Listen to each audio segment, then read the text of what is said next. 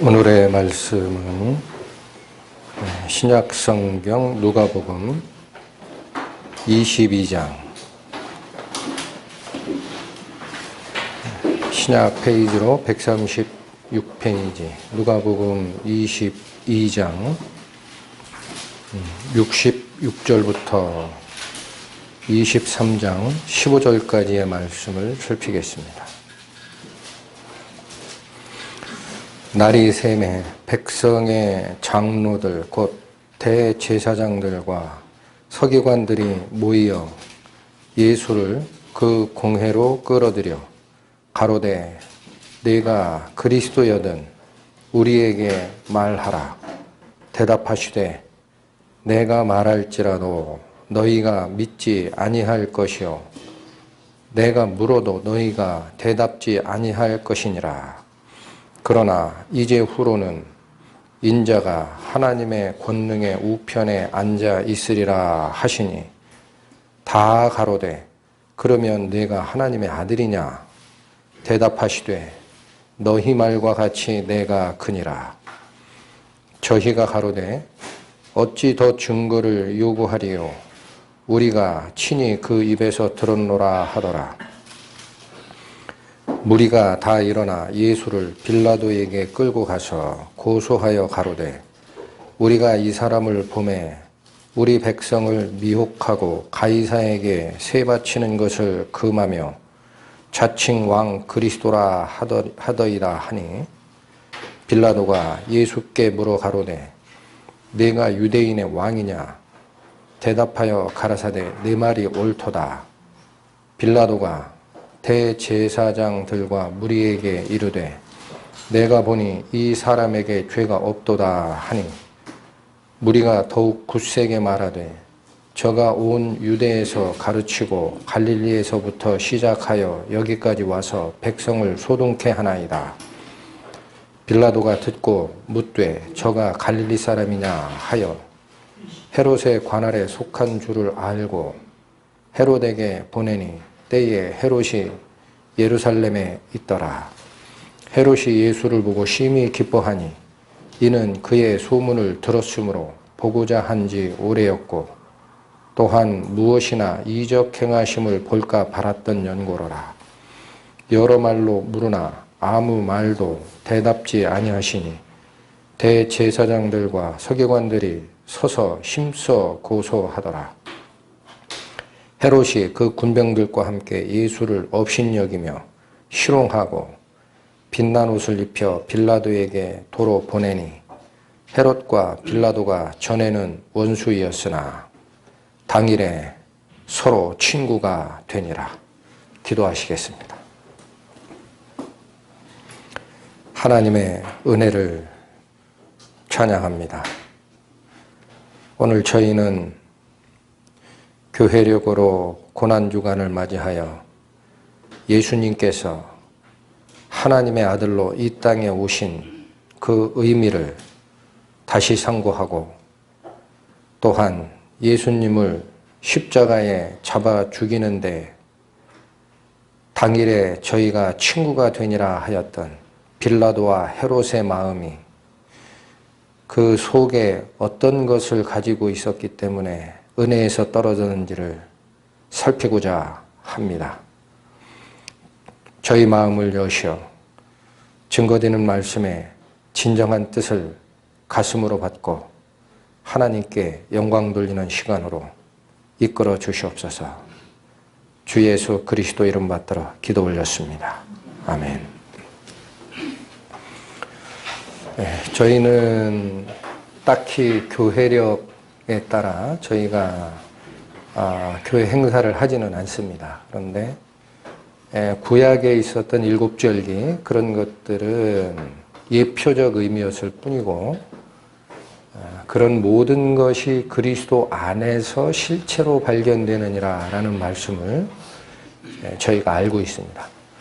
그래서 교회력에서도 일반적으로 형식상 지키는 것을 저희 말씀사랑교회에서 쫓아가지는 않습니다. 왜냐하면 사도 바울이 익히 증거하셨던 대로 어떤 사람은 이날을 중요시하고 또 다른 사람은 전하를 중요시 하나 각자 자기 마음의 정한대로 할지니라 라는 그 마음, 본질을 쫓아가기 때문에 그러합니다. 그러나 교회력으로 오늘이 이번 주간이 바로 예수님께서 6월절 어린 양으로 십자가에 돌아가시는 그 주간이라고 얘기를 합니다. 이걸 고난주간이다라고 표현을 하거든요. 그래서 오늘 제 마음이 움직인 것은 예수님의 십자가 고난의 본질에 대해서 한 번 더 설명을 하고 또 말씀이 인도하는 대로 저희가 배움을 받고 특히나 그 복음서를 읽으시면서 이해가 안 된 부분들이 간혹 나오는데 빌라도라는 이 본디오 빌라도라는 당시 로마 총독 그는 굳이 예수님을 정죄하지 않으려고 3번이나 애를 썼습니다. 근데 결국은 예수님을 정죄하고 죽이는 판결에 가담을 하거든요. 그래서 그런 모습과 또 하나 오늘 본문에서 잠깐 읽으셨지만 헤롯이라는 자, 이 헤롯 안디파스라고 합니다. 헤롯 안디바가 예수님을 보고자 그렇게 원했다가 만났는데도 불구하고 결국은 군병들과 한패가 돼서 그를 업신여기고 희롱하여 다시 보내는 그 저변에 어떤 마음이 그걸 이끌고 갔겠느냐라는 것이 신약시대를 살고 있는 저희 성도들에게 꽤나 깊은 가르침을 주겠다 싶어서 이 말씀을 선정을 했습니다. 본문으로 들어갑니다. 누가복음 22장 66절 날이 새매 백성의 장로들 곧 대제사장들과 서기관들이 모이어 예수를 그 공회로 끌어들여 우리는 복음서를 읽으면서 알고 있습니다. 익히 겟세마네 동산에서 밤중에 체포된 예수님은 1차 어디로 끌려가셨습니까? 전직 대제사장인 안나스의 집으로 끌려갔다라고 요한복음이 얘기를 합니다. 현직 대제사장은 안나스의 사위되는 가야바입니다. 그러니까 이게 왜 예수님을 밤에 체포를 했느냐면은 백성들이 성전에서 날마다 가르치는 예수님 말씀을 쫓아가니까 낮에 잡으려 하다가는 오히려 그 대제사장 무리들이 백성들에게 돌로 침을 받을까 겁났었던 거예요. 아무도 없는 밤에 군병들을 데리고 가서 체포를 했는데 유대 율법으로는 형사 재판을 밤에는 열 수가 없습니다. 날이 살 때까지는 기다려야 되거든요. 그래서 끌고 간 게 뭐냐면은 그 당시 실질적인 대제사장들의 우두머리 안나스의 집으로 끌려간 모습이 요한복음에 나옵니다. 거기서 비공식적이긴 하나 1차 신문을 받으셨어요. 그리고 오늘 읽어드린 누가복음 22장 66절은 날이 새니까 이제는 공식 재판정을 연 겁니다.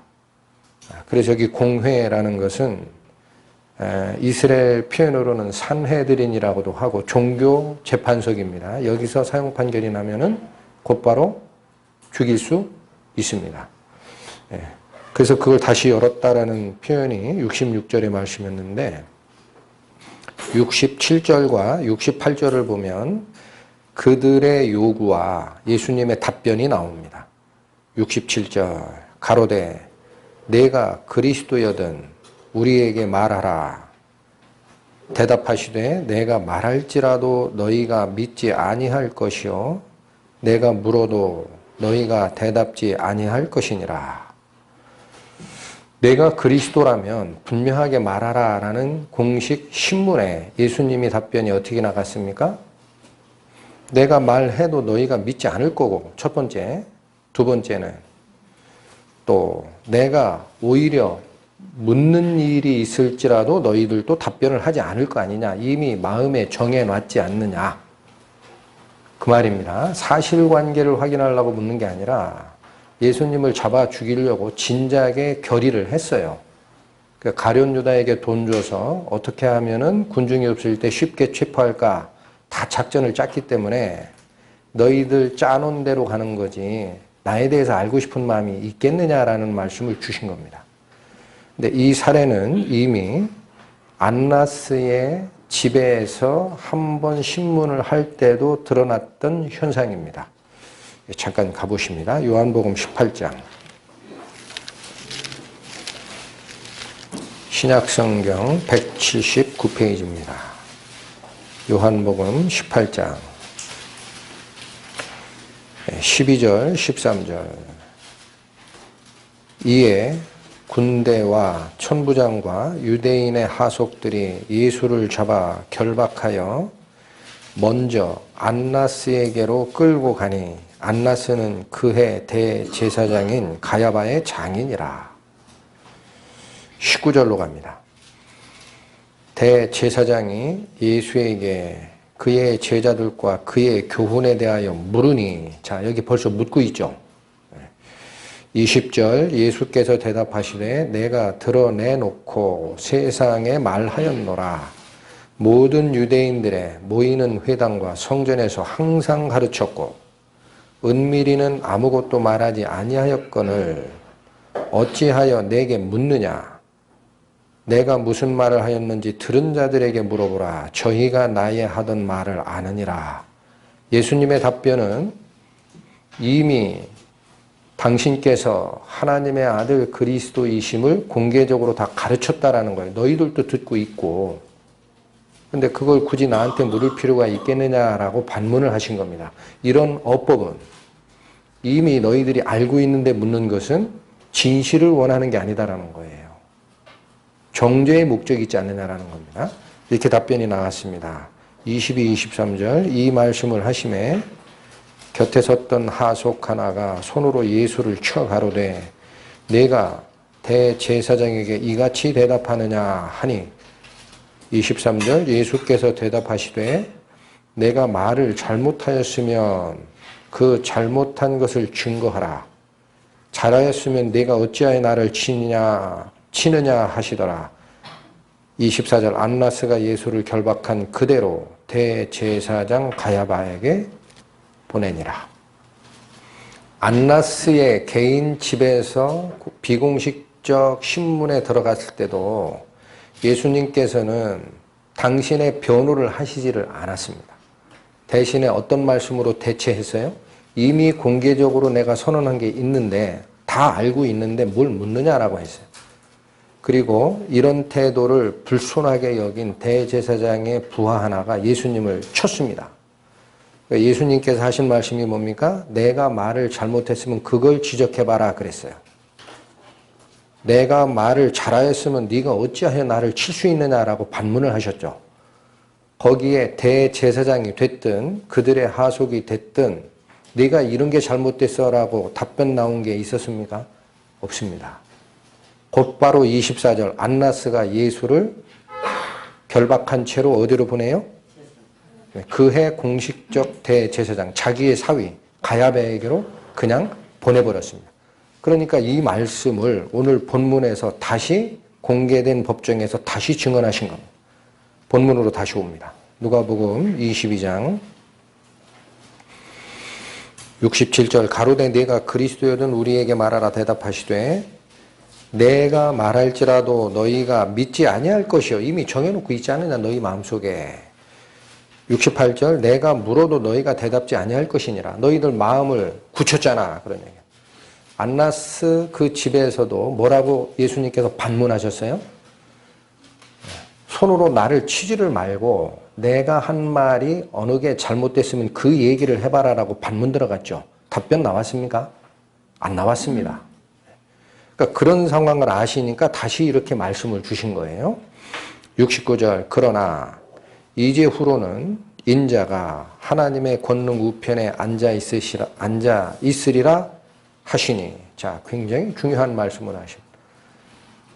이 십자가의 돌아가심 이후 하나님의 승리가 예견되어 있고 그리스도는 바로 그 하나님의 승리의 원천으로 하나님 우편에 가장 권위 있는 자리에 있을 거야 라는 선언을 하십니다. 이어집니다. 70절 다 가로되 한 사람도 빠지지 않았어요. 공회원 전부가 뭐라고 얘기합니까? 그러면 내가 하나님의 아들이냐? 이 질문은 뭘까요? 오늘 저희가 살피고자 하는 것은 지금 질문이 두 개가 반복돼서 나온 곳에 주의를 집중하실 필요가 있습니다. 67절에서는 뭐라고 물었습니까? 내가 그리스도냐라고 물었습니다. 이것은 구약 성경에 밝은 유대인들이 알고 있는 겁니다. 때가 되면 하나님의 기름 부음 받은 자가 올 것이다라는 걸 알고 있어요. 모세도 얘기한 것이 이후에 나와 같은 선지자 하나를 보내리라라는 예언을 했었습니다. 그러나 그가 하나님의 아들인 것은 이들은 알았어요? 몰랐어요? 모르는 겁니다. 그래서 이후에 69절 이후에 인자가 하나님의 권능 우편에 앉아 있으리라라는 선언은 그 당시 구약적 성경 말씀만 이해했던 바리새인과 제사장 입장에서는 가려진 겁니다. 여러분. 가려져 있습니다. 구약에서는 유일한 하나님이라 그래요. 나 이외에 다른 자가 없다 그래요. 근데 예수님이 오셔가지고 증거한 건 뭡니까? 하나님 아버지가 계시고 내가 곧 하나님 아버지에서 난 독생자고 나는 곧 하나님 아버지랑 같은 분이다 라고 얘기를 하니 유이신이 아니라 뭐를 주장한 것처럼 보였을까요? 유이신입니다. 굳이 얘기하면. 그러니까 이런 깨달음은 유대적 구약의 율법적 가르침에서는 없었던 거예요. 그러니까 갑자기 다 드러납니다. 다 들고 일어납니다. 공회원들이.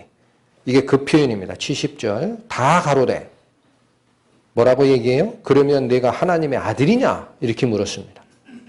그렇죠. 하나님의 영광 우편에 권능으로 앉을 자. 그건 하나님과 동격 아니냐라는 뜻입니다. 라고 물으니 예수님이 뭐라고 얘기하시죠? 너희 말과 같이 내가 그니라. 여러분, 우리가 현재 신약 모든 계시의 비밀이 열려진 신약 성도로 살 때에는 그리스도가 하나님의 아들이시면서 그리스도께서 하나님의 기름 부음 받은 자로 이 세상에 오셔서 살다 가셨다는 걸 너무나 쉽게 믿어요. 그러나 오늘 깊이 있게 한 번 더 상고하고 싶은 것은 이겁니다. 그 당시 유대인들이 메시아라는 개념은 믿었어요. 하나님의 기름 부음 받은 자, 하나님의 위임을 받아 이 세상에 오시는 대선지자가 있을 것이다라는 걸 믿어도 그분이 곧 하나님의 아들 혹은 예수님께서 살아생전 증언하셨던 나와 아버지는 하나이니라 라고 한 그 개념의 메시아는 꿈에도 생각 못하는 메시아입니다.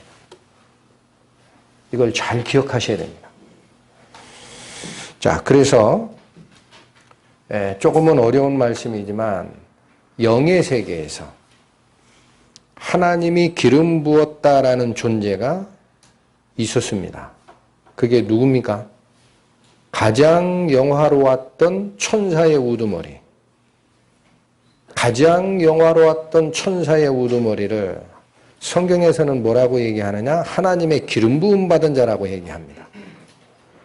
그러나 그가 자기의 영화로움에 도취가 돼가지고 그 영화로움을 하나님 영화로움 근처까지 올리려고 하다가 저주를 받아 타락한 천사가 됩니다. 이 과정을 한번 살피겠습니다. 에스겔 28장 가십니다. 구약 1194페이지.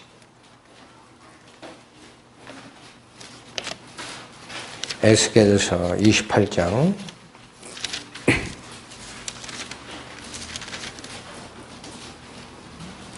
13절에서 17절의 말씀 살피겠습니다. 네가 옛적에 하나님의 동산 에덴에 있어서 각종 보석 곧 홍보석과 황보석과 금강석과 황옥과 홍만호와 창옥과 청보석과 남보석과 홍옥과 황금으로 단장하였으며 여기 굉장히 화려하게 단장된 존재를 설명합니다. 네가 지음을 받던 날에 너를 위하여 소고와 비파가 예비되었었도다. 너는 기름 부음을 받은 덮는 그룹이며 내가 너를 세우매 내가 하나님의 성산에 있어서 화강석 사이에 왕래하였었도다. 14절 말씀 주의 있게 보시기 바랍니다. 13절에 그렇게 화려하게 치장된 존재를 14절에서는 뭐라고 설명을 합니까? 너는 기름 부음을 받은 덮는 그룹이었다라는 겁니다. 그룹이라는 것은 하나님 최측근에서 하나님의 영광을 보좌하는 천사의 계급입니다. 그런데 여기 지금 굉장히 화려하게 치장된 그 자를 너는 이라고 지시를 하면서 기름 부음을 받았던 덮는 그룹이라 그래요. 이 덮는다라는 표현은 언약궤 위를 그룹 천사 날개로 덮죠. 이 하나님의 영광을 보호하는 입장입니다. 그런 지위에 있었던 굉장히 아름다운 자 중에 하나가 여기 표현이 뭐라고 되어 있습니까? 그냥 그룹이라고 안 합니다. 기름 부음을 받은 자였다라는 거.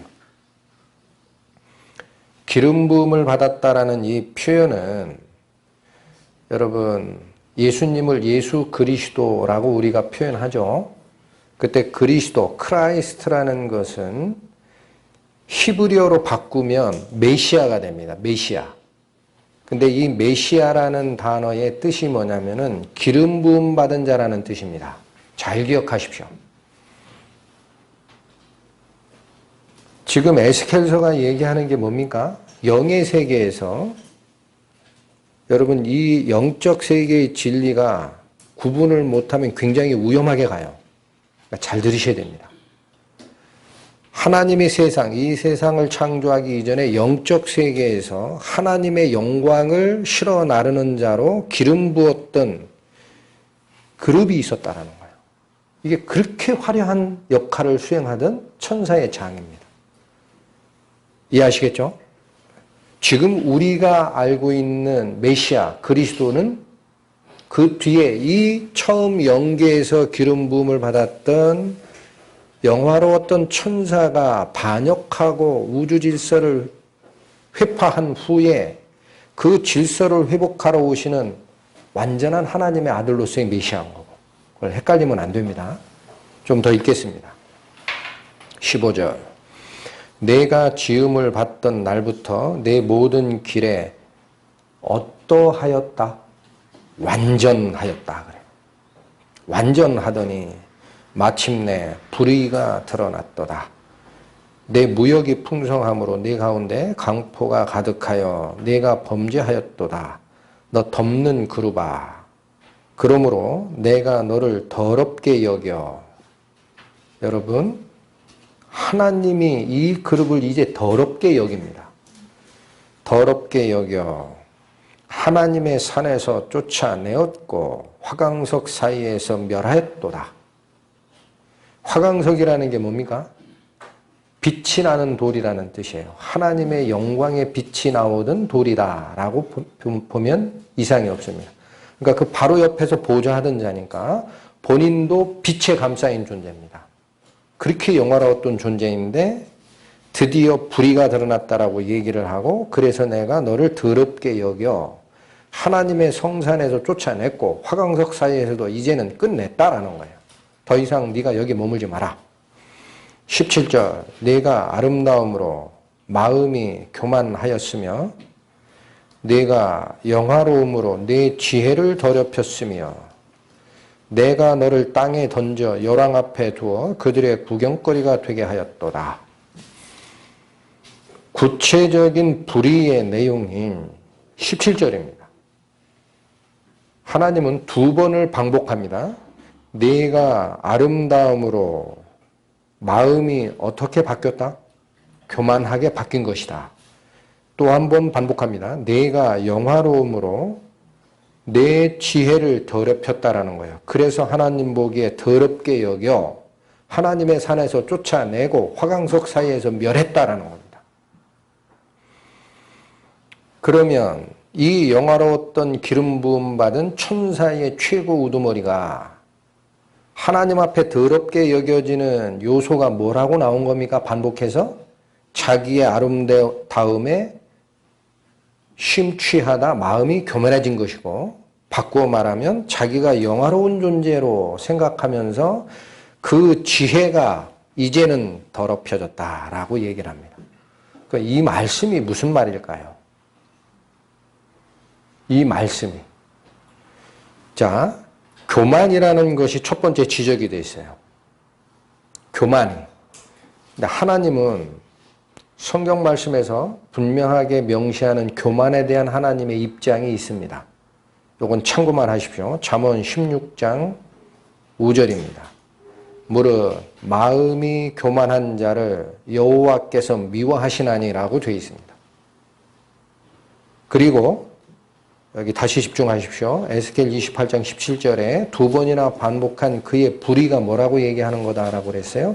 내가 아름답기 때문에 마음이 교만하였던 것이고, 바꾸어 말하면 내가 영화로운 존재이기 때문에 내 지혜를 더럽혔다라고 얘기를 하신 겁니다. 그러면 이 지혜가 더럽혀졌다라는 말은 무슨 뜻일까? 성경은 얘기합니다.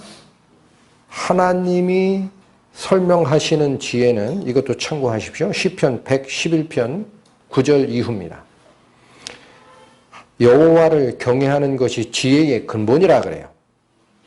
그런데 이자가 이 영화로웠던 기름 부음을 받은 그룹 천사가 자기 지혜를 더럽혔다라는 표현은 뭡니까? 하나님을 경외하는 것이 지혜의 근본인데 거기서 떠났다라는 거예요. 이해하시겠습니까? 요 내용이 한 번 더 나오는 곳이 있습니다. 이사야서 14장으로 갑니다. 구약 982페이지입니다. 이사야서 14장 12절에서 15절의 말씀입니다. 너 아침의 아들 계명성이여 어찌 그리 하늘에서 떨어졌으며 너 열국을 엎은 자여 어찌 그리 땅에 찍혔는고 내가 내 마음에 이르기를 내가 하늘에 올라 하나님의 뭇별 위에 나의 보좌를 높이리라 내가 북극 지폐의 산 위에 좌정하리라 가장 높은 구름에 올라 지극히 높은 자와 비기리라 하도다. 그러나 이제 네가 음부 곧 구덩이의 맨 밑에 빠치우리로다. 여기 아침의 아들 계명성이라는 이 존재가 바로 하나님의 영광을 실어 나르던 그 천사를 얘기합니다. 그런데 이 천사가 어떤 마음을 품었다고 나옵니까? 13절에 마음에 이르기를 어떤 마음을 품었습니까? 내가 하늘에 올라 하나님의 뭇별 위에 나의 보좌를 높이리라. 여러분 구약 성경에 통상적으로 별이라는 표현을 쓸 때는 물질 세계의 별을 얘기하는 것보다 영적 존재를 얘기를 합니다. 기억하실 필요 있습니다. 이 말은 무슨 얘기냐? 하나님이 만들었던 영적 존재들이 있습니다. 그걸 천사라고 우리가 통칭합니다. 구체적으로는 스랍도 있고 그룹도 있고 다른 것들도 있어요. 이렇게 구분하는 분도 있습니다. 근데 관계 없습니다. 어쨌든 하늘의 영적 존재를 천사라고 그냥 묶어서 표현할 수 있는데 그 천사들 위에 자기 보좌를 높이겠다라는 거예요. 이해하시겠습니까? 하나님 말고 영의 세계에 존재하던 모든 영적 존재들은 내 밑으로 들어와야 된다라고 주장하는 거예요. 이 그룹이. 왜 그래요? 그만큼 영화로웠으니까. 완전하였다라고 나옵니다. 그리고 어디까지 올라갑니까, 이제? 하나님의 뭇별 위에 나의 보좌를 높이리라. 내가 북극 지폐의 산 위에 좌정하리라. 가장 높은 구름에 올라. 누구랑 비기리라? 지극히 높은 자랑 비기리라. 그렇게 얘기했어요. 마음으로. 지극히 높은 분이 누굽니까? 하나님과 비기겠다라는 거예요. 여기 비기리라라는 이 말은 원어적 의미는 그와 같이 되리라라는 뜻입니다. 그와 같이 되리라. 그러니까 영어로 얘기하면 will be, I like the most high 그렇게 돼 있어요. the most high 가장 높은 사람처럼 I will be 내가 그렇게 되겠다라는 거예요. 이 비길이라는 말. 여러분 이 말씀을 들을 때 우리가 무슨 말씀이 스며시 생각이 납니까? 지금 이 말을 그대로 지극히 높은 자라는 말을 하나님으로 바꿔보세요. 그러면 이 사탄이 먹었던 마음이 뭡니까? 내가 하나님처럼 되리라 합니다. 이해하셨습니까? 어디 나오는 유혹입니까? 에덴 동산에서 선악을 알게 하는 나무의 실과를 먹지 말라는 하나님의 명령 반대편에 서서 하와를 꿰던 뱀의 유혹에 말이 뭐였습니까? 먹어라. 먹는 날에는 너희 눈이 밝아 누구처럼 되리라. 하나님처럼 되리라. 그 마음을 품은 자입니다. 이해하시겠습니까? 근데 여기서 우리는 한번 생각을 해야 됩니다. 하나님이 가장 높으신 분이시고 가장 영화로우신 분이십니다. 그런데 그 밑에 에스겔서 표현대로라면 내가 지음을 받던 날에 완전하였다라 그래요. 내가 영화로운 존재였다. 그러나 마침내 내 불의가 드러난 것은 내 아름다움 때문에 마음이 교만해졌고 너의 영화로움을 보고 내 지혜가 더럽혀졌다라는 거예요. 그러면 우리 생각하십시오. 가장 지금 물질세계에서 빛을 내는 존재, 우리 세계, 태양입니다. 밤이 되면 뭐가 가장 빛납니까? 달이 빛나죠. 태양과 맞먹을 수는 없으나 나머지 빛의 존재 중에는 내가 가장 나아라고 얘기할 수 있는 게 달입니다. 그럼 이 달이 자기도 빛나는 존재라고 해서 태양의 빛과 같이 비길 수 있습니까? 달의 빛은 어디서 나온 겁니까? 태양빛을 받아 반사한 거지 자기 빛이 아닙니다. 이걸 성경에서는 뭐라고 하느냐? 거룩한 자, 구별된 자로 하나님을 얘기를 하십니다. 하나님은 창조주십니다. 당신만이 완전하시고 당신만이 선하시고 못하실 게 없는 전지전능한 분이시고 사랑이 가득하신 분이다라고 설명을 합니다. 그런데 나머지는 어떤 존재입니까? 지음을 받은 존재입니다. 여러분 금방 읽어드렸던 에스겔서 28장 내가 지음을 받던 날에 라고 표현된 말씀 기억나십니까? 거기 지음을 받던 날에 라는 말은 창조되던 날에 라는 뜻입니다. 창세기 1장 1절 태초에 하나님이 천지를 창조하시니라 라고 할 때 쓰였던 바라라는 동사가 쓰입니다. 그 존재가 아무리 위대하고 영화로워도 어떤 존재였다라는 거예요? 하나님이 창조한 존재라는 거예요. 그러면 피조물들은 하나님이 당신의 영화로움을 가지고 만드셨기 때문에 하나님의 영광 비슷한 것을 반사하거나 드러낼 수가 있습니다. 그렇다고 본인이 빛나는 존재라고 얘기할 수 있습니까? 없습니다. 그게 조물주와 피조물 사이의 위계질서입니다. 그런데 이 자가 지금 품었던 마음이 뭐란 얘기예요? 자기의 영화로움을 보고 지극히 높은 분처럼 되리라.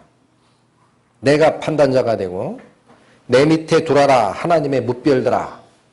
하나님이 창조한 영적 모든 세계의 존재들아 내 밑에 두르거라 라고 주장한 거고 나도 하나님과 같은 능력은 없지만 그 밑에 단계에서 나도 판단자가 될 수 있다는 거예요. 이 마음이 누가 품었던 마음이다?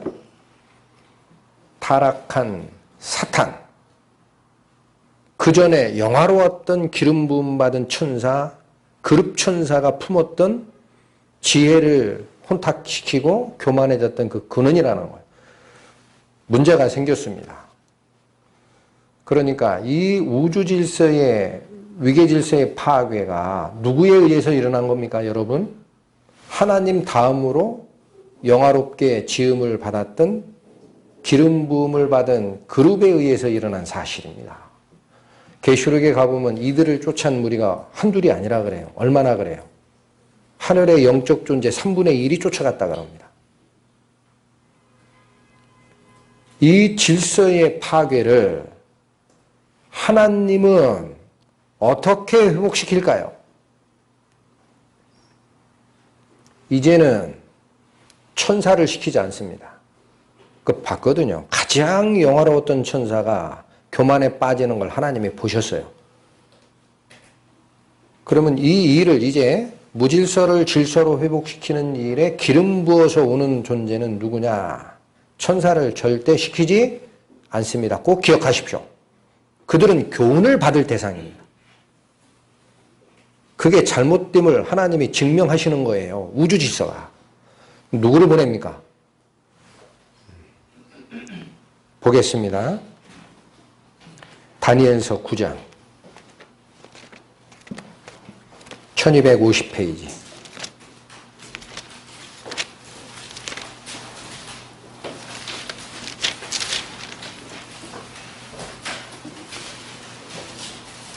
다니엘서 9장 24절 살피겠습니다. 네 백성과 네 거룩한 성을 위하여 70일에로 기한을 정하였나니 허물이 마치며 죄가 끝나며 죄악이 영속되며 영원한 의의가 드러나며 이상과 예언이 응하며 또 누가 기름 부음을 받습니까? 지극히 거룩한 자가 기름 부음을 받으리라. 여러분, 이분이 곧 우리가 믿고 쫓아가는 하나님의 아들 그리스도입니다. 영의 세계에서 일어났던 교만으로 인한 그 반역이 이제는 누구가 기름 부음 받아 오는 때가 있다라고 여기 설명하십니까? 천사라고 그럽니까? 누구라고 그래요? 지극히 거룩한 자가 기름 부음을 받게 된다. 지극히 거룩한 자, 누구에게 사용되는 용어입니까? 하나님입니다. 이게 하나님의 경륜입니다. 우주를 이끌어 가시는. 하나님은 더 이상은 천사를 통해서는 일을 안 하십니다. 그 자가 바로 무질서를 유발한 근원이 되어버렸으니 완전하던 자가 그렇게 바뀌는데 어떻게 합니까? 이제 여기 분명히 선언하신 것은 지극히 거룩한 자가 기름 부음을 받아온다라는 거예요. 그걸 메시아라고 합니다. 그리스도라고 합니다. 근데 여기서 뭐라고 얘기했다 그랬어요? 지극히 거룩한 자라는 표현은 하나님께만 쓰인다 그랬죠. 그럼 구약에 다시 태어날 예수님이 하나님이라고 표현되느냐? 이사야서 갑니다. 이사야 9장. 구약 976페이지.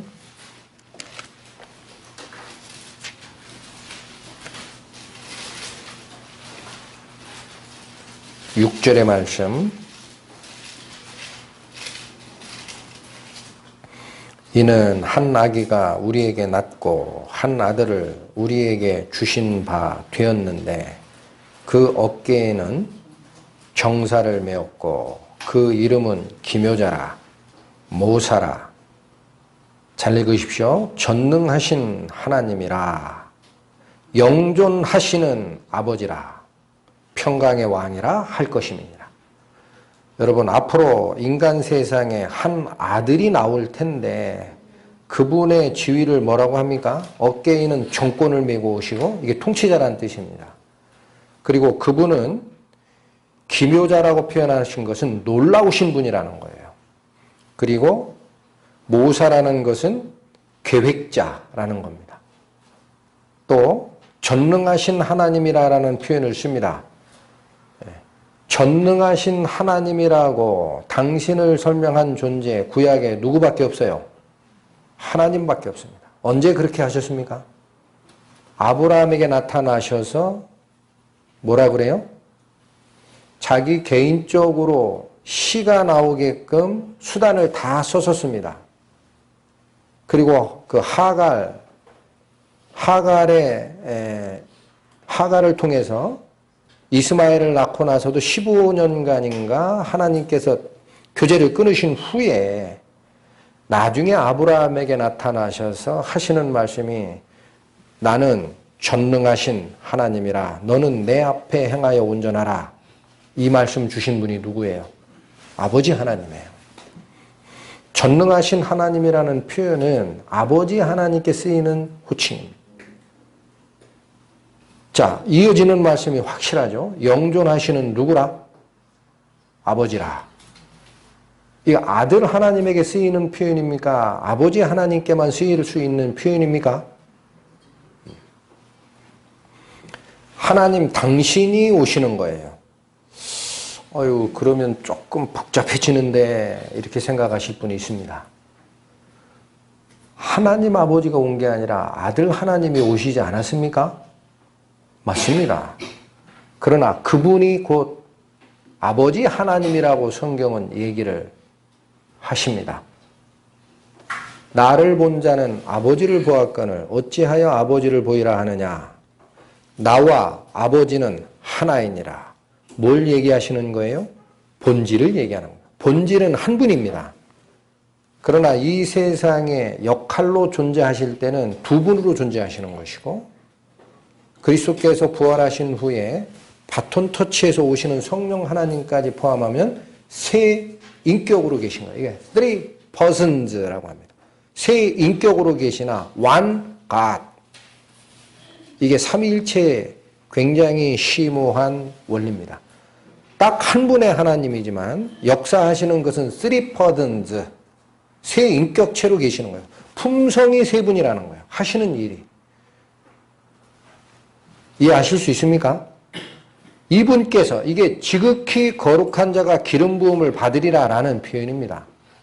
하나님 속에 계셨던 독생하신 하나님께서 이제는 당신의 벗은 당신의 인품이 별도로 움직이시면서 인간의 모습을 쓰고 이 땅에 오시는 거예요. 그분이 곧 완전한 기름 부음 받은 자 하나님의 아들로서의 메시아입니다. 또 한 군데 보시겠습니다. 빌립보서 신약 320페이지입니다. 2장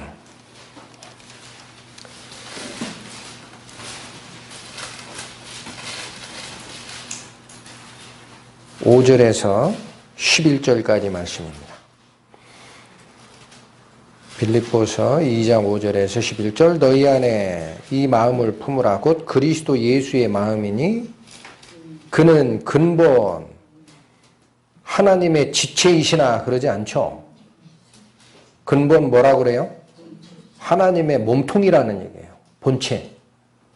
하나님의 몸통, 본체시나 하나님과 동동됨을 취할 것으로 여기지 아니하시고 이건 뭐예요? 원래 하나님과 같은 분이에요. 근데 그게 이퀄이에요. 이퀄. 같은 분이신데 그것을 자기가 마음을 비우고 오십니다. 7절 오히려 자기를 비워 자기 마음을 낮춰요. 그 영화로움에 권리가 있음에도 불구하고 행사를 하시지 않고 그런 얘기입니다. 종의 형체를 가져 무엇과 같이 됐어요? 사람처럼 되시고 8절 사람의 모양으로 나셨음에 자기를 낮추시고 어디까지 복종? 죽기까지 복종하셨으니 곧 십자가에 죽으심이라. 이러므로 하나님이 그를 지극히 높여 모든 이름 위에 뛰어난 이름을 주사 하늘에 있는 자들과 누굽니까? 교훈을 받아야 될 영적 존재들, 천사들입니다. 땅에 있는 자들 누굽니까? 우리 인간들. 땅 아래에 있는 자들 뭐예요? 예수님 오실 시점에 이미 죽었던 자들도 다 교훈의 대상입니다. 모든 무릎을 어디 이름에 꿇게 하십니까? 예수의 이름에 꿇게 하시고 모든 입으로 예수 그리스도를 뭐라 시인하게 해요? 주. 이건 하나님께 쓰이는 용어입니다. 이제는 그리스도가 가장 낮은 우리 몸을 쓰고 오셔서 당신의 생명을 주심으로 우리를 죄악에서 완전히 건지시는 일을 하시면 이제는 주라는 표현이 누구에게 사용되게 돼 있다? 성자 하나님이 하신 일에 팻말이 붙여지게 돼 있어요. 모두 그 무릎에 꿇어라 라는 거예요. 이제 무릎을 하나님께 꿇는 게 아닙니까? 그분이 하나님이라니까요. 이해를 못하니까 자꾸 두 분으로 이해하는 거예요. 역할은 분명히 다르시나 하나님의 본체 되신 분이 오셨다니까요. 그러니까 그분이 영광 받는 것은 누가 받는 거예요? 아버지 하나님이 받는 영광이에요. 그런데 이름이 바뀌는 거예요. 어떻게 바뀌어요? 이 역사를 하시기 전에는 성부 하나님 개념으로 이해를 하던 것을 이제는 그분의 본체 속에 계셨던 성자 하나님께서 우주 질서의 무질서를 다 회복하시고 겸손으로 그것도 회복하십니다. 하시고 모든 질서를 정립을 하시면 위에 있는 존재, 천사들이나 땅에 있는 존재, 인간들이나 죽은 존재들이나 모든 무릎을 누구 앞에 꿇게 하신다. 그리스도 예수 앞에 꿇게 하시고 그분을 주라고 섬기게 한다라는 거예요. 이해되셨습니까? 자, 그래서 여러분, 우리가 그리스도라는 표현을 너무 은혜롭게 사용을 하니까 감히 에스겔서 28장에 있던 그 기름 부음을 받은 천사 그룹 타락한 그 자를 메시아라는 표현을 쓸 수가 없는 거지. 결과적으로 얘기하면 뭐예요? 그 기름 부음은 본인이 버린 겁니다. 자기의 영화로움에 눈멀어가지고 자기의 지혜를 스스로 더럽힌 자입니다. 그러니까 그 기름 부음이 어떻게 돼요? 취소된 거예요. 내쫓겼다 그러잖아요. 화강석사에서 멸하였다. 그리고 진정한 하나님의 기름 부음이 이 세상에서 성취되는 모습은 누가 오시는 거죠? 그분의 아들. 본문으로 가십니다. 이제 분명해집니다. 잘 보셔야 됩니다. 누가복음 22장 70절 말씀 다 가로되 이 어마어마한 얘기를 하신 거예요. 69절에 그러나 이제 후로는 인자가 하나님의 권능 우편에 앉았으리라 이런 말을 할 수가 없다라고 생각한 겁니다. 그러니까 공회원 70명이 다 가로되 70절 그러면 내가 하나님의 아들이냐? 대답하시되 너희 말과 같이 내가 크니라. 우리가 쫓아가는 그리스도, 기름 부음 받은 메시아로서의 예수님, 이분은 천사의 기름 부음을 대체하기 위한 다른 천사가 온 게 아닙니다. 카톨릭적 사상에서는 여기 주의하십시오. 예수님을 뭐라고 해석하는 사례가 있는 줄 아세요? 미가엘 천사장이라고 하는 사례가 있습니다. 정신 똑바로 차리셔야 됩니다. 하나님께서는 그룹천사, 기름 부음을 받은 그룹천사의 타락을 보시고 이제는 그 일을, 하나님의 영광을 드러내는 일을 천사에게 맡기시지 않습니다. 아시겠습니까? 예수님을 미가엘 천사장이라고 하다니요. 세상에. 영적 눈이 멀어도 한참을 멀었지. 당신이 오신 거예요. 이해하셨습니까? 지극히 거룩한 자, 본인께서 오신 겁니다. 스스로 하시는 거예요. 어떤 모습을 보이시고 기름 부음을 처음에 받았던 그 타락한 천사의 교만을 하나님 당신께서 직접 내려오셔가지고 무엇으로? 겸손으로. 그래서 교만은 사탄에 속한 속성이고 겸손은 하나님께 속한 속성인 겁니다. 신약시대에 왜 우리 교회에서 자꾸 겸손하라 라는 말씀이 나가는지 아시겠습니까?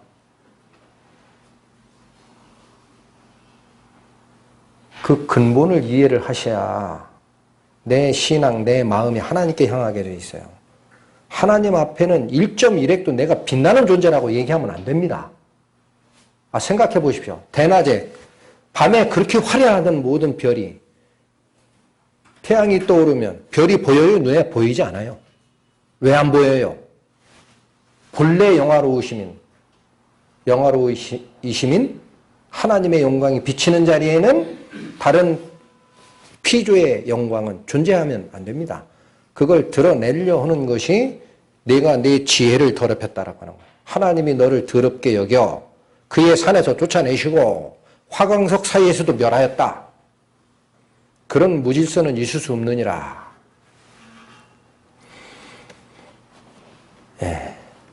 이 일을 하시기 위해서 그리스도께서 육체를 쓰고 오셔가지고 십자가에 돌아가시는 순환을 다 감내하신 거예요. 23절부터 갑니다.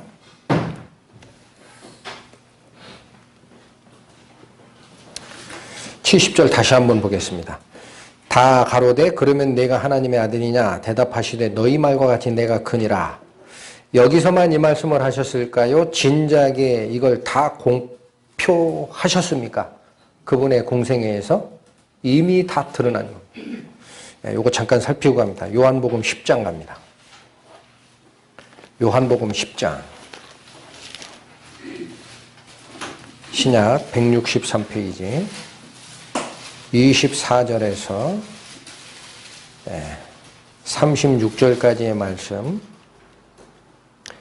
유대인들이 에워싸고 가로되 당신이 언제까지나 우리 마음을 미혹해 하려나이까 그리스도여든 밝히 말하시오 하니 이미 이런 질문을 받으셨었어요. 그렇죠? 네가 그리스도면 확실히 얘기하세요. 그런 얘기입니다. 그리고 나서 25절부터 쭉 당신을 설명을 하시는데 일단 내용이 많으니까 넘어가겠습니다. 30절로 곧바로 갑니다. 30절 뭐라고 말씀하시나요? 나와 아버지는 하나이니라. 이 말을 못 받아들이는 거예요. 어떻게 감히 하나님이 오시느냐라는 거야. 자, 36절 갑니다. 자, 34절 벌써 볼게요. 이 말을 하니까 사람들이 돌로 치려고 그랬어요. 예수님이 본인을 뭐하고 동격화시켰으니까? 거룩하신 하나님과. 그러니까 34절부터 예수께서 가라사대 너희 율법에 기록한 바 내가 너희를 신이라 하였노라 하지 아니하였느냐. 성경은 피하지 못하나니 하나님의 말씀을 받은 사람들을 신이라 하셨거든. 하물며 아버지께서 거룩하게 하사 세상에 보내신 자. 이건 누구를 지칭하는 거죠? 예수 그리스도 본인. 아버지께서 거룩하게 구별하셔서 세상에 보내신 자가 나는 하나님의 아들이라 하는 것으로 너희가 어찌 참남하다 하느냐. 그게 왜 신성모독이 되느냐라는 거예요. 이미 밝히셨습니다. 그러니까 그거를 자꾸 묻는 이유가 뭐예요? 오늘 본문에서는. 대제사장들은 하나님의 아들 그리스도로 왔다라는 얘기를 진작부터 듣고 있습니다. 그러나 그걸 확인하고자 하는 목적이 아니고 이 재판석은 어떻게 해서든지 예수님을 죽여버리는 게 목적이에요. 본문으로 다시 오십니다. 누가복음 22장 71절. 그들의 반응이 이렇습니다. 저희가 가로되 어찌 더 증거를 요구하리요? 우리가 친히 그 입에서 들어노라 하더라. 유대인의 종교재판석에서는 죽어 마땅하다라고 결정이 났습니다. 근데 여기서 끝내질 않아요. 이들은 어디로 보냅니까? 23장. 무리가 다 일어나 예수를 어디로 끌고 가죠? 빌라도에게. 이거 왜 이렇게 할까요? 다른 복음서에 보면은 빌라도에게 끌고 왔을 때 빌라도가 상황을 딱 파악했더니 로마법에 어긋나는 사항이 없습니다. 그리고 저희 종교에 대한 얘기예요. 그래서 너희가 데리고 가서 재판하라고 하죠. 기억나시죠? 그랬더니 이 대제사장의 무리가 뭐라고 합니까? 우리에게는 사람 죽일 권한이 없습니다. 라고 다시 빌라도를 끌고 들어가죠. 그 말은 변명입니다. 잘 기억하셔야 됩니다. 어느 때는 재판 없이 그냥 돌로 쳐 죽였습니까? 사도행전에 가면은 집사 중 하나인 스데반이 대제사장 공회 앞에서 일장연설을 쭉 하니까 모두가 달려들어 밖으로 끌어내고 돌로 쳐 죽였죠. 여러분, 로마 당시의 형법은 종교에 관한 한 네 법대로 해도 된다라고 허가했어요. 잘 기억하셔야 됩니다.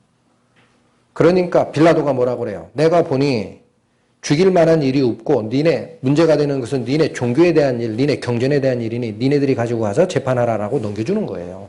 그런데 이들이 왜 굳이 다시 빌라도를 끌고 넘어갑니까? 생각하십시오. 대제사장들이 율법적으로 잘못됐다라고 예수님을 돌로 쳐 죽이면 백성들은 어떻게 할 것 같아요? 돌 들고 갑니다.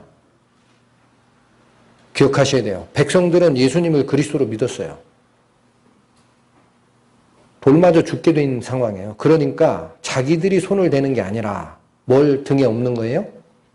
로마의 형사 선언을 따서 합리화시키고자 했던 역사가 이겁니다.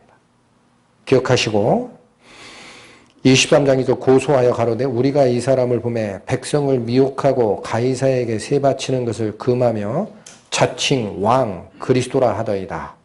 세 가지 소송거리가 생겼습니다. 첫 번째 뭡니까? 혹세무민한다. 두 번째, 로마 황제 가이사에게 세 바치는 걸 금했다. 세 번째, 자기가 그리스도 왕이라고 존재한다. 이 세 가지가 소송거리입니다. 두 번째, 가이사에게 세 바치는 것을 금하였다라는 이 소송거리는 맞는 얘기입니까? 틀리는 얘기입니까? 새빨간 거짓말이죠. 잠깐 앞으로 갑니다. 20장으로.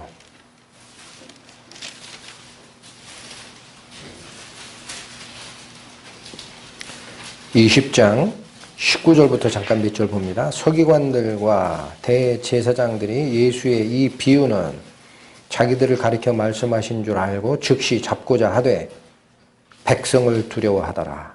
이에 저희가 엿보다가 예수를 총독의 치리와 권세 아래 붙이려 하여 이유가 드러납니까? 직접 종교재판에서 돌로 쳐 죽이면 누가 두려웠던 거죠? 백성이. 그러니까 총독, 빌라도 총독의 치리와 권세 아래 붙이려라는 것은 로마 법정에서 선고 내리게 하려고 라는 뜻이에요. 하여 정탐들을 보내 그들로 스스로 의인인 채 하며 예수의 말을 책잡게 하니 그 정탐꾼을 보냈어요. 그 예수라는 자가 말 잘못한 거 말꼬리 좀 붙잡아 와라. 21절 그들이 물어가로되 선생이여 우리가 아노니 당신은 바로 말씀하시고 가르치시며 사람을 외모로 취하지 아니하시고 오직 참으로서 하나님의 도를 가르치나이다. 우리가 가이사에게 세를 바치는 것이 가하니까 불가하니까.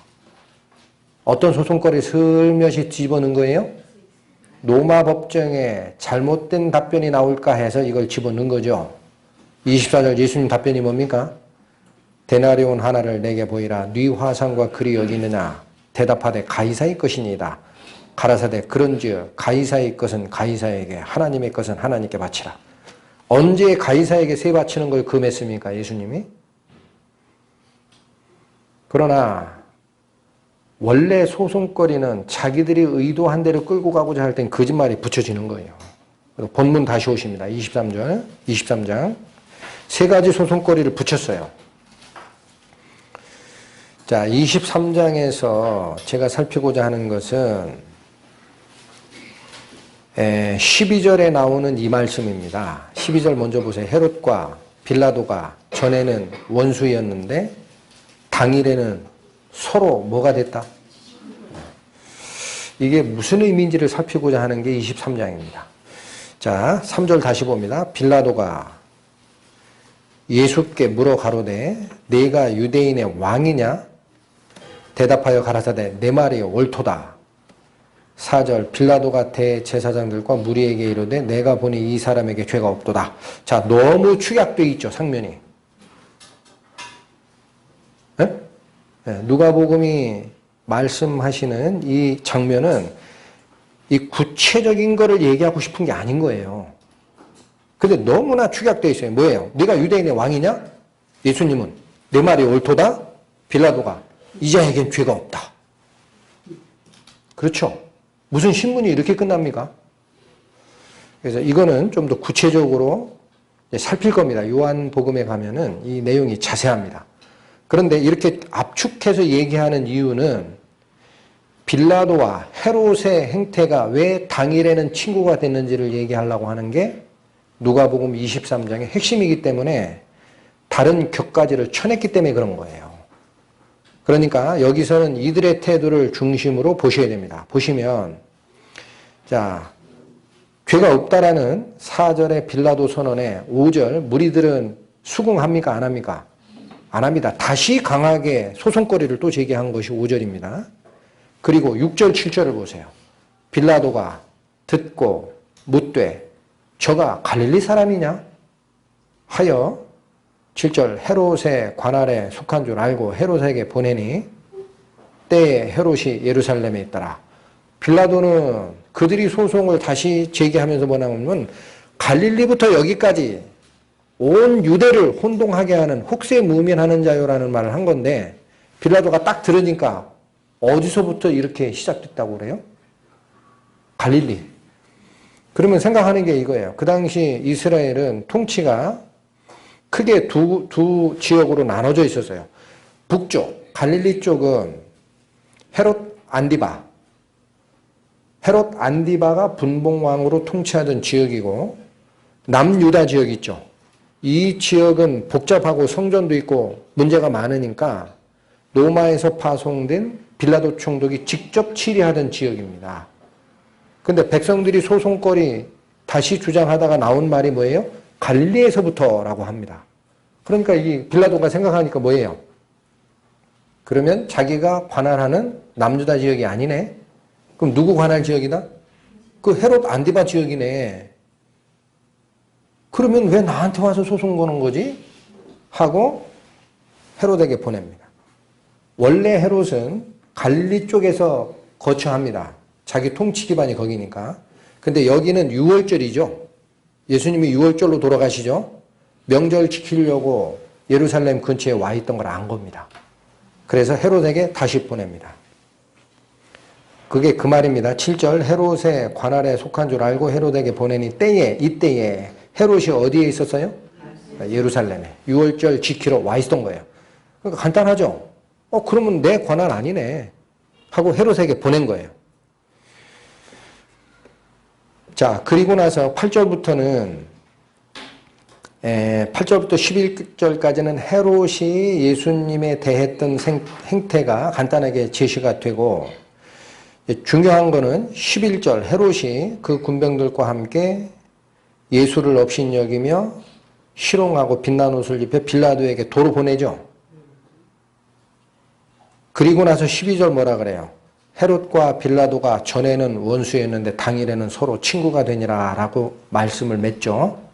그럼 여러분 상황을 잘 보세요. 이게 서로 친구 된 겁니까? 서로 핑퐁하고 있는 겁니까? 친구라면 합작해야죠. 근데 행태는 어떻게 드러나요? 간단하게 얘기하는데 빌라도는 죄 없다라고 선고하고 싶은데 백성들이 자꾸 소송거리를 제기하니까 아 그래? 그러면 갈릴리 사람이야? 그럼 내 관할 지역 아니네 하고 헤롯에게 바톤을 넘겼고 피 안 묻히려고. 헤롯도 자기가 원하는 것을 찾다 못 찾으니까 예수님을 업신여기고 희롱하여 다시 누구에게 보내요? 빌라도한테 가라. 내가 재판할 거 아니다. 하고 서로 미루는 작업이죠. 그럼 이게 친구된 형태입니까? 서로 싫어하는 거지. 그런데 성경은 뭐라고 얘기하십니까? 12절에 헤롯과 빌라도가 전에는 원수였는데 그렇죠. 헤롯은 왜 빌라도를 원수처럼 대해요? 그 우리 백성을 압제하던 로마의 앞잡이라는 거죠. 이해하시겠죠? 또 빌라도는 왜 헤롯 왕을 원수처럼 대할까요? 그 말 안 듣고 종교적으로 문제 일으키는 그 끝나풀이라고 생각하니까. 그런데 이날에 서로 뭐가 됐다? 친구가 되니라. 이 말씀이 무슨 뜻일까? 여러분 친구라는 것은 그 사전의 정의가 제가 지금 기억나는 정의가 이거예요. 친구라 함은 같은 것을 공유하는 사람을 얘기합니다. 그러면 이 말씀이 지시하는 것은 서로 핑퐁하고 있어도 뭐가 있다는 얘기예요. 공통점이 있었다라는 거예요. 이 둘이. 그래서 사도행전의 말씀대로 사도행전에서는 이것을 어떤 식으로 표현하십니까? 헤롯과 빌라도가 합작해서 예수님을 거스렸다라고 표현을 해요. 나중에 가서 찾아보시죠. 사도행전 4장 27절, 28절. 헤롯과 빌라도가 결탁하여 예수 그리스도를 거스려라는 표현을 씁니다. 결탁한 적 없는데? 서로 핑퐁 쳤잖아요. 근데 왜 이런 표현을 쓸까요? 중요한 말씀은 이 둘이 행동은 어떻게 나갔는지는 몰라도 본심은 예수님을 받았다, 거스렸다. 예수님을 거스리는 결정들을 내렸다라는데 방점이 찍힙니다. 그게 동무가 됐다라는 뜻입니다. 제가 지금 23장 12절까지 살피고자 하는 것은 이 얘기입니다. 도대체 왜 그들이 언뜻 보기에는 빌라도는 3번이나 예수님은 죄가 없어요 라고 풀어주려고 그랬잖아요. 근데 왜 예수님을 못 받아들였을까라는 거죠. 자, 요거를 살피기 위해 지금 3절에서 4절까지 간단하게 되어 있는 이 상황이 요한복음엔 자세하게 되어 있습니다. 가서 살피고 옵니다. 요한복음 18장입니다. 33절, 38절까지. 신약 181페이지, 요한복음 18장 33절에서 38절까지 말씀이 나옵니다. 보겠습니다. 이에 빌라도가 다시 관정에 들어가 예수를 불러 가로되 네가 유대인의 왕이냐? 자, 이 말이 오늘 본문에 누가복음 23장 3절 빌라도가 예수께 물어 가로되 네가 유대인의 왕이냐라고 묻는 장면이죠. 거기에 자세하게 나오기 시작하는 겁니다. 네가 유대인의 왕이냐? 예수께서 대답하시되 이는 네가 스스로 하는 말이뇨 다른 사람들이 나를 대하여 내게 한 말이뇨? 자, 요 대화의 그 어감, 그 속에 깔려 있는 것을 잘 잡아내셔야 됩니다. 빌라도가 재판정에서, 빌라도 법정에서 예수님께 네가 유대인의 왕이냐라고 물은 그 물음 있죠. 그걸 예수님은 그대로 받아서 답변하시질 않아요. 어떻게 바꿔요? 이는 네가 스스로 하는 말이냐 아니면 다른 사람들이 나에게 대해서 했던 말을 네가 그냥 읊은 거냐라는 거예요. 이거 왜 이렇게 질문하셨을까요? 예수님이. 그 마음을 아시기 때문에 그러는 거예요. 그럼 이 말은 이런 얘기입니다. 유대인의 왕이냐라는 그 질문이 굉장히 중요한 질문인 거예요. 예수님 입장에서. 그러니까 네가 네 스스로 하는 말이냐라는 말은 네가 이걸 알고 싶어서 묻는 거냐라는 거예요. 유대인의 왕이라는 뜻을 네가 알고 싶은 거냐라는 거예요. 아니면 다른 유대인들이 나를 향하여 하는 말을 네가 갖다 쓴 거냐라는 거예요. 그러니까 이거는 뭘로 끌고 가고 싶은 거죠, 예수님은?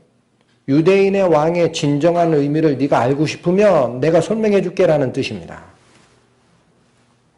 그러나 빌라도가 뭐라 그래요? 35절. 빌라도가 대답하되 내가 유대인이냐?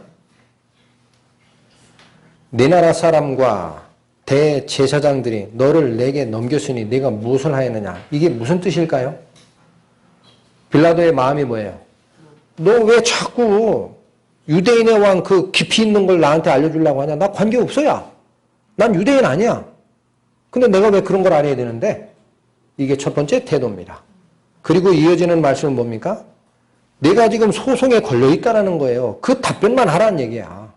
엉뚱한 얘기 하지 말고 너 이 자리에서 나한테 교육시키려고 그런 태도를 갖고 있는데 그게 아니라 대제사장들이 너에 대해서 소송 건 게 그거니까 거기에 대해서만 얘기해라는 얘기입니다. 35절 다시 읽어보세요. 빌라도가 대답하되 내가 유대인이냐? 내 나라 사람과 대제사장들이 너를 내게 넘겼으니 내가 무엇을 하였느냐? 내 죄목이나 설명해. 그런 얘기예요. 엉뚱한 소리 하지 말고. 여기 법정인 줄 몰라? 이 분위기를 읽으셔야 됩니다. 이해하셨어요? 그러니까 빌라도의 그 태도는 귀찮은 겁니다. 이 예수를 재판하는 이 사실 자체가 귀찮고 관할이 갈릴리 지역이면 헤롯에게 보내고 싶고 그런 거예요. 왜? 그거 손대봤자 떨어지는 떡고물이 하나도 없어요. 나중에 그 유대인의 역사학자 필로가 했던 말도 제가 설명을 드릴 텐데 이 빌라도라는 자는 자기 이익을 위해서 행동한 자고 하나님의 신성에 대해서는 안중에 없는 자고 재판도 뇌물을 위해서 재판을 이쪽 저쪽으로 아주 쉽게 내렸던 자라는 평이 있습니다. 그 당시 살았던 역사학자입니다. 필로라는 분이. 그의 책의 기록에 그렇게 돼 있어요. 근데 이 예수를 재판하다 보니까 떡고물 떨어지고 아무것도 없거든. 그리고 그 내용을 누구가 이미 알려줬어요? 자기 부인이. 뭐라고 그랬어요? 여보, 지난밤에 내가 꿈을 꿨는데 이분에 대해서 꿈을 꿨는데 이거 손대지, 이 사람에게 관여하지 하면 안 돼요? 내가 굉장히 힘들었어요. 그러잖아. 그러니까 부인 말 듣고 어때요? 아, 이 예수 재판에서는 내가 떡고물 챙길 것도 없고 아무것도 없네. 귀찮기만 하겠네. 그런 얘기입니다. 그 마음을 읽으라는 얘기예요. 그러니까 이렇게 한번 거부한 것이 빌라도죠. 근데 예수님은 어떻게 하십니까? 네. 36절 다시 보세요. 예수께서 대답하시되 내 나라는 이 세상에 속한 것이 아니라 만일 내 나라가 이 세상에 속한 것이었다면 내 종들이 싸워 나로 유대인들에게 넘기우지 않게 하였으리라. 이제 내 나라는 여기에 속한 것이 아니니라. 자, 예수님 빌라도를 향한 사랑이 이거 같아요. 그가 분명히 거부했습니다. 내가 유대인이냐? 그런 얘기를 왜 나한테 물어? 소송거리만 얘기해.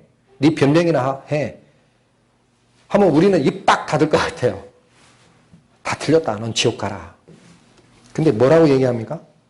한 단계 더 끄고 가요. 유대인의 왕이라는 거를 내가 얘기하는 이 왕은 하늘나라 얘기야. 하고 다시 관심을 가지고 얘기를 하잖아요. 얼마나 길게 설명하십니까?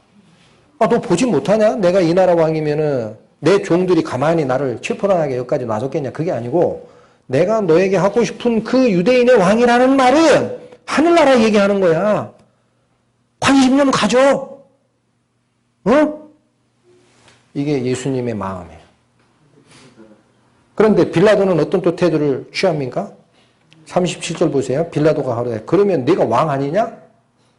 그러면 야 잠깐만.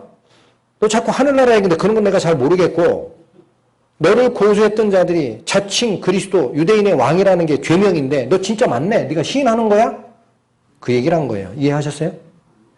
37절 빌라도가 가로되 그러면 네가 왕이 아니냐? 내 입으로 시인한 거 아니야?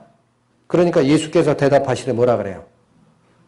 또 끌고 들어갑니다. 진리의 속으로. 내 말과 같이 내가 왕이니라 시인해요.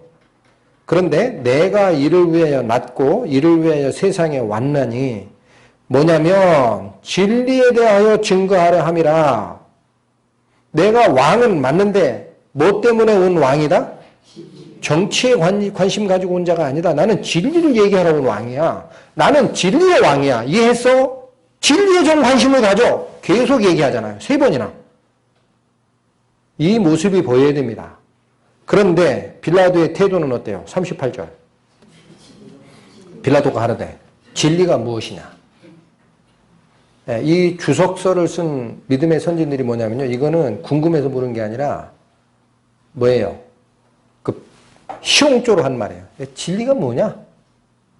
관심 없어야 속에서는 나는 이 재판에서 만약 너에게 두둔하면 돈이 떨어진다면 내 관심을 가질까? 그런 태도입니다. 이 말이. 이게 조롱하는 투의 말이라는 거예요. 왜 그래요? 답변을 기다리질 않죠. 그의 행동이 곧바로 나갑니다. 보세요. 38절. 빌라도가 가로되 진리가 무엇이냐 하더라. 이 말을 하고 다시 유대인들에 나가서 이르되 나는 그에게 아무 죄도 찾지 못하노라. 그러니까 이 빌라도가 끌고 가는 패턴은요. 야, 유대인의 왕 그 얘기 하지 말고 하늘나라 그 얘기도 말고 진리 그런 얘기도 하지 말고 유대인 제사장들이 너를 소송 걸어서 나한테 붙인 게 죄명이 있는데 너 그거나 변명하고 끝내.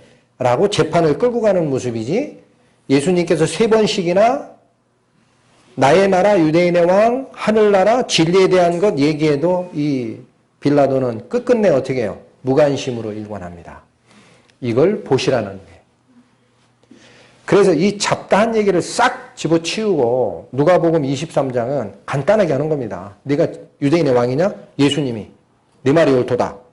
빌라도는 나가서 말하되 그는 죄가 없도다. 이해하셨죠?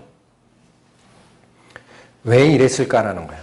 왜 이렇게 예수님은 3번이나 본디오 빌라도를 진리 속으로 끌어가시기 위한 질문과 답변을 계속 이어나가고 싶으셨는데 빌라도는 단칼에 자르고 자기가 가지고 있는 형사재판만 어떻게 하든지 면하려고 했을까? 그래서 이것은 아까 제가 잠깐 설명을 드렸지만 관여하기 싫은 거예요. 자기 부인이 얘기했던 꿈에 본 이 사람과 관여하지 마시오. 내가 밤에 굉장히 힘들었습니다라는 말 때문에 이거 굉장히 잘못 연관이 됐다가 내 앞길이나 문제가 생기겠다 해서 빠져나오고 싶은 거예요. 그러니까 이거 3번이나 얘기한 것이 어딥니까?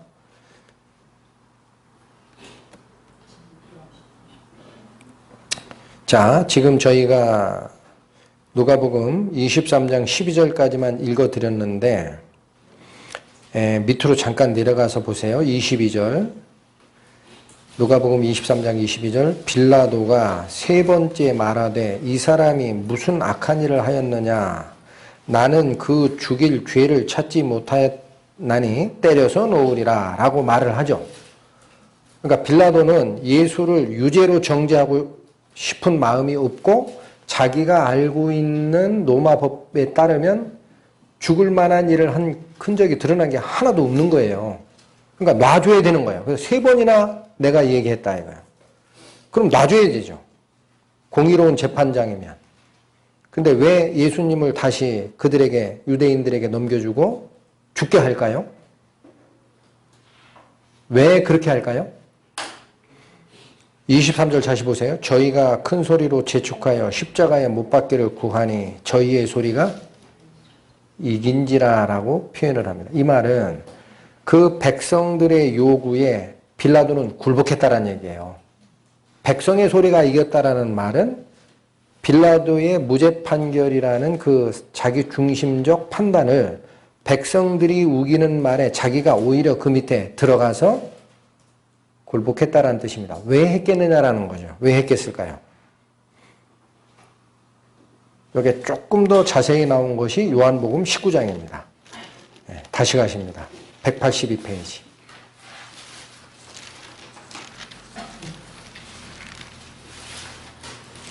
요한복음 19장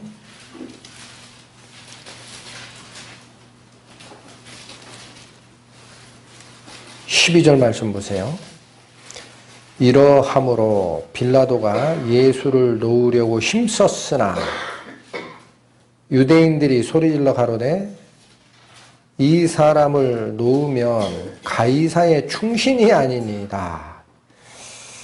이게 마지막 빌라도가 거부할 수 없는 함정입니다.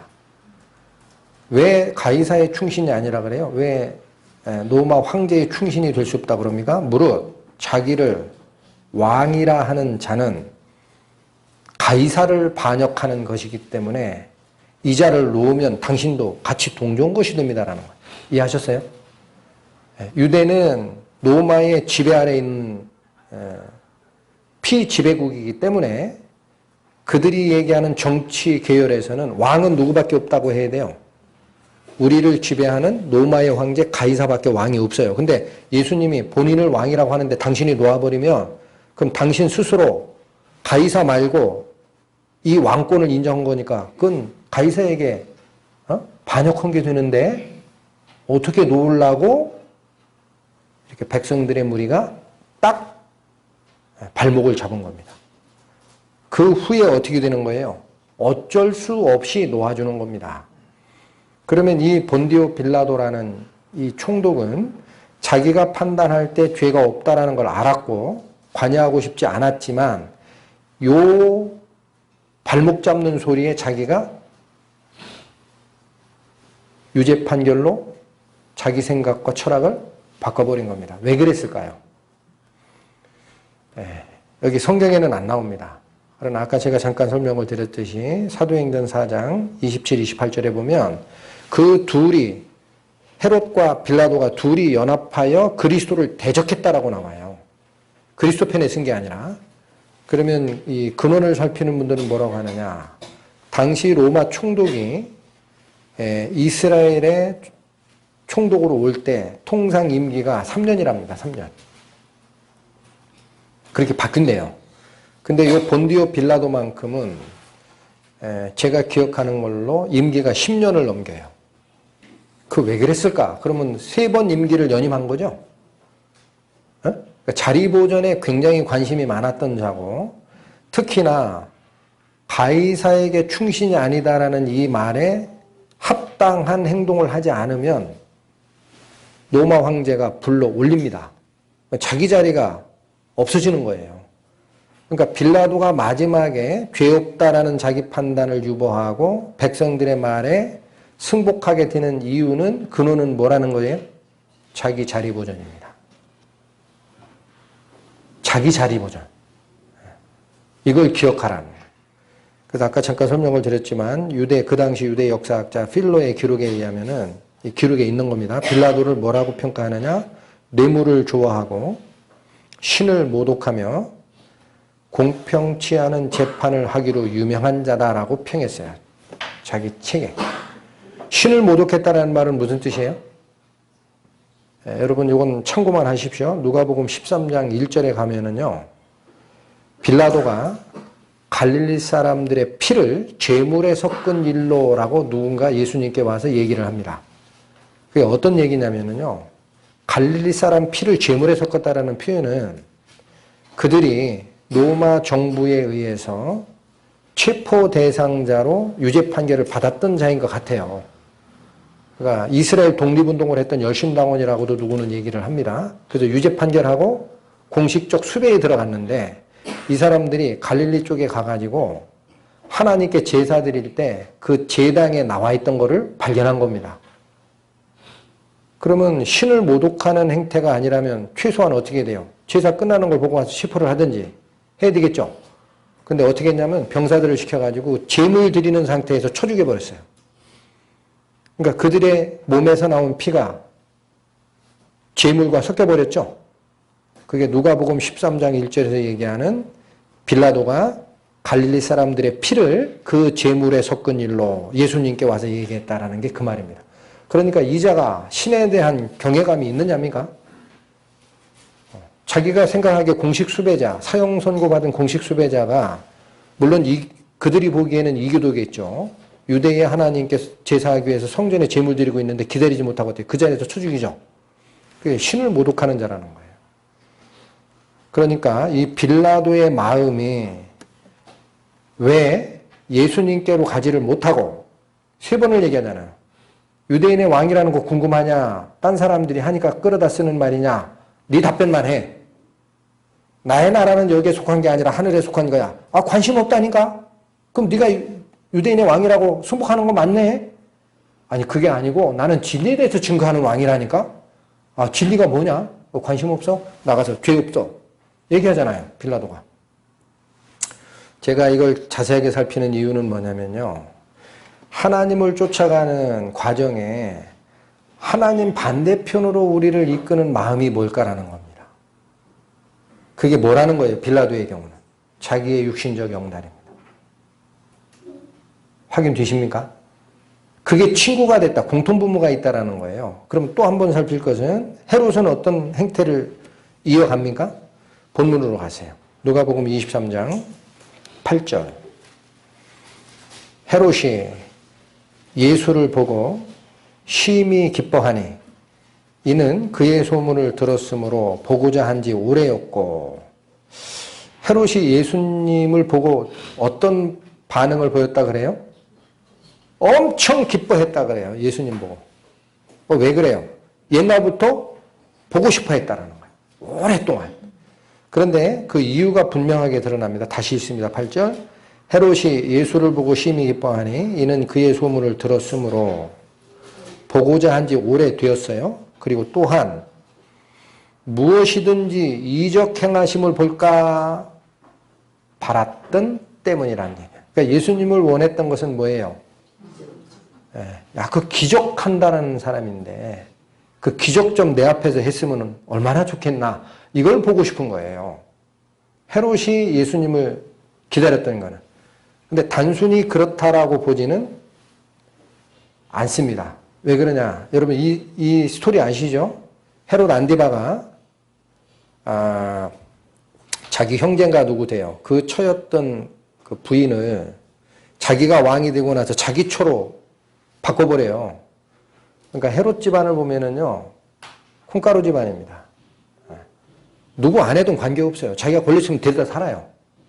근데 그랬는데 그 자기가 억지로 아내 삼은 그 부인 왕비의 딸이 사실은 자기 딸이 아니라 누구 딸이겠어요?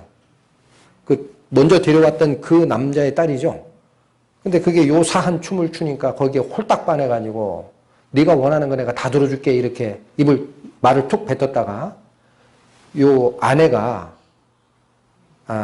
세례 요한에게 앙심을 가지고 있었어요. 이유는 뭐냐? 세례 요한이 이 헤롯 안디바가 자기 형제의 아내를 취했다. 그 하나님 법에 맞지 않아라고 자꾸 얘기했거든. 그러니까 이 아내가 자꾸 자기가 뭐라 그래 음란한 여자로 세례 요한에게 지목받는 게 싫어가지고 자기 딸에게 얘기하기를 세례 요한의 목을 달라 하라. 해가지고 결국 안디바가 자기가 한 말이기 때문에 취소를 못하고 세례 요한 목을 베잖아요. 근데 그 이후에 예수님이 나타나셔서 기적행하고 사람 살리고 한다는 얘기를 들으니까 마가복음에 가보면 요 헤롯 안디바가 약간의 죄책감도 가지고 있었던 것 같아요. 본인 스스로 뭐라고 얘기합니까? 그러면 내가 목 베어 죽인 세례 요한이 다시 살았나 보다. 그건 어느 때문에 자기 잘못이 속에 가만히 들어간 일종의 회개의 마음이 있었던 겁니다. 그런데도 불구하고 지금 예수님이 오신 다음에 이 헤롯 왕이 하는 행태가 뭡니까? 9절 여러 말로 물으나 아무 말도 대답지 아니하시니 답변도 안 하시고 이적도 행한 적이 없습니다. 그랬더니 10절 대제사장들과 서기관들이 서서 힘써 고소하더라. 그래도 계속 고소하는 거예요. 문제가 있으니까 주게 됩니다. 11절 헤롯이 그 군병들과 함께 예수를 업신여기며 희롱하고 빛난 옷을 입혀 빌라도에게 도로 보내더라. 헤롯의 태도는 뭘까요? 자기가 어쩔 수 없이 목 베어 죽인 세례 요한이 걸렸던 것 같아요. 그래서 예수님께서 기적하는 걸 보고 세례 요한이 다시 살았나? 하고 약간의 회개의 마음이 있었던 이자가 예수님을 보고는 이적을 행했다면 어떻게 바뀌었을지 저는 모르겠습니다. 그래서 자기가 요구하는 거 하나도 안 해주거든요. 또 유대인 제사장들이 소송 걸었던 거에 대해서 자기 변명도 한마디도 안 하거든요. 그러니까 이제 마음에 뭐가 생겼어요? 아무것도 아니네 이거 이제 보니까.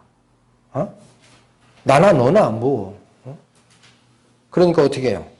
헤롯이 그 군병들과 함께 예수를 업신여깁니다. 하나님의 아들? 웃기는 소리 하는 것 같은데? 이런 마음이 들어갔을 수도 있어요. 그리고 어떻게까지 해요? 희롱하잖아요. 조롱하잖아요. 그리고 빛난 옷을 입혀 이게 왕이 입는 자주색 옷을 입혔다라는 얘기도 있습니다. 네가 왕이니까 이 옷이나 입어라. 하고 다시 어디로 보내요? 빌라도에게 보내요. 자기도 이 예수에 대해서는 죽이는 판결을 내리기 싫거든. 그러면 이들이 가지는 마음이 빌라도도 예수님께서 요한복음에 보시면 대화를 통해 계속 진리 속으로 끌고 가고자 3번이나 깊이 있는 질문을 물었어도 빌라도는 튕겨나갔잖아요.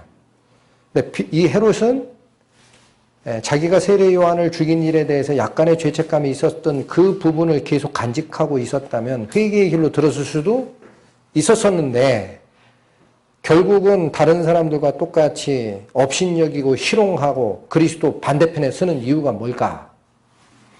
헤롯의 얘기는 표적을 구하는 데서 찾아야 됩니다. 이 표적을 구하는 마음을 성경에서는 뭐라고 얘기합니까? 음란하다 그래요. 가보십니다. 마태복음 12장.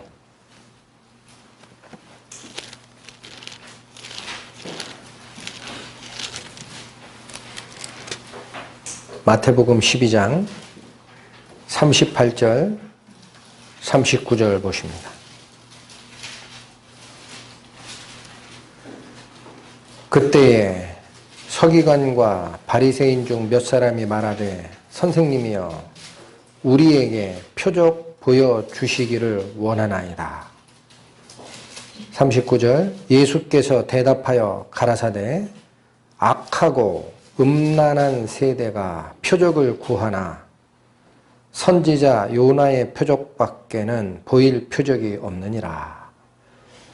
예수님 답변 중에 악하고 음란한 세대가 표적을 구한다. 그렇게 표현을 하셨죠. 음란하다라는 말은 무슨 뜻입니까? 영적 음란을 얘기합니다. 우상숭배. 그러니까 이 얘기입니다. 하나님을 쫓아갈 때 그 하나님이 하신 말씀과 그 속에 진리에 마음을 쏟지를 않고 겉으로 드러나는 것만 자꾸 요구하는 신앙이 있어요. 이건 우상숭배나 같은 음란한 영적 싸움이라는 거예요. 하나님은 보이는 존재입니까? 보이지 않는 분입니까? 보이지 않는 분이라고 하죠. 신명기에 모세가 뭐라 그래요? 너희가 신의 산에서 하나님이 율법을 주실 때 임재할 때 그의 모습 비슷한 것이라도 본 사람이 있으면 나와보라 그러잖아요. 아무것도 없지 않냐. 그런데 어찌하여 이게 하나님이다라고 신상 만들고 눈에 보이는 형상을 조각하려고 하니 절대 하면 안 돼 라고 단돌이 했던 것이 모세의 말입니다. 그러니까 하나님은 보이지 않는 존재인데 이적을 바라고 하는 것은 어떤 신앙이라는 거죠? 음란한 신앙, 우상숭배하는 신앙, 보이지 않는 하나님의 속성을 보이는 물질과 비슷하게 바꾸려 하는 신앙. 그게 조금 더 나가면 어때요? 영원한 하늘나라에 대한 소망을 두기보다는 눈에 보이는 이 세상에 잘 먹고 잘 살고 영달하고 자기가 인정받고자 하는 그런 것을 쫓아가는 신앙. 그게 다 음란한 신앙이라는 거예요. 그러니까 예수님은 헤로당 앞에서 한 번의 기적도 안 하시고 이건 얘기할 필요가 없는 자니까 말씀도 안 하셨어요. 빌라도하고 달라요. 빌라도하고 다르다고. 이해하셨어요? 그 자는 구약을 다 아는 자입니다. 그 자 스스로 하나님의 메신저라고 백성들이 추정했던 세례 요한을 목베인 자가 그 자 아닙니까? 그 자에게 무슨 회개의 길을 또 주시겠어요? 그래서 이 두 가지 현상을 보고 제가 본문에서 가르치는 것은 하나님께서 끌고 가시는 신앙이 있고 눈에 안 보이시는 하나님의 영광, 그러나 겸손하게 당신의 아들을 보내사 목숨을 대신 주심으로 우리를 구하시는 무질서를 질서로 회복하시는 하나님의 속성과 영광이 있고 눈에 보이는 것을 쫓고 자기의 자리를 보존하는 게 목적이고 진리에 대해서 관심이 없고 눈에 보이는 기적을 보고 쫓아가려고 하는 그런 신앙들은 우상숭배적 신앙, 진리에서 멀어진 신앙이다라는 것이 오늘 본문에서 우리가 배워야 하는 신앙 아니냐라는 겁니다.